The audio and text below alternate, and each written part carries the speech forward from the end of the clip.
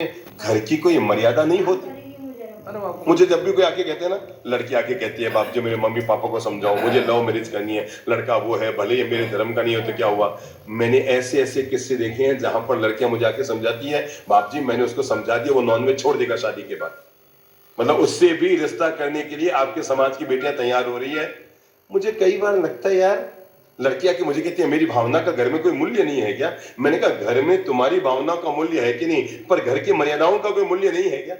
जो लोग घर की मर्यादाओं को तार तार किया करते हैं वे लोग घर में रहने के काबिल नहीं हुआ।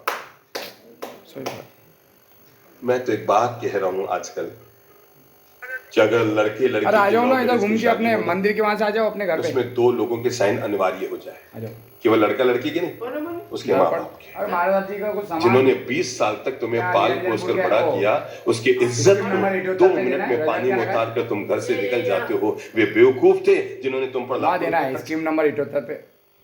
कोई भी व्यक्ति घर की मान मर्यादा और गौरव को जीना चाहता है। मैं छोटे छोटे मंत्र आपको दे रहा हूं, फटाफट 5-5 मिनट में एक मंत्र दूंगा और इन मंत्रों को जीवन के साथ जोड़ने की कोशिश कीजिए। हर युवक के लिए मैं पहला मंत्र दे रहा हूं कि अपने घर परिवार में रहते हुए एक बात का जरूर ध्यान रखो, और वो है एक दूसरे की मान मर्यादा का विवेक रखिए।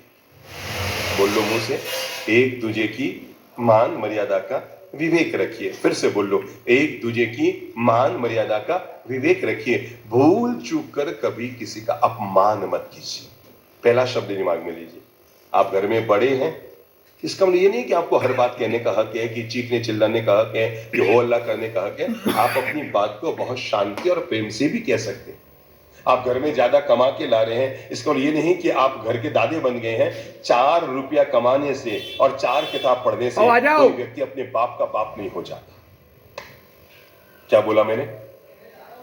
4 रुपये कमाने से, यानी 40,000 महीना कमाने से, 4 लाख रुपया महीना कमाने से और 4 किताब यानी 4 डिग्रियां लेने से कोई आदमी अपने बाप का तो बाप नहीं हो जाता ना।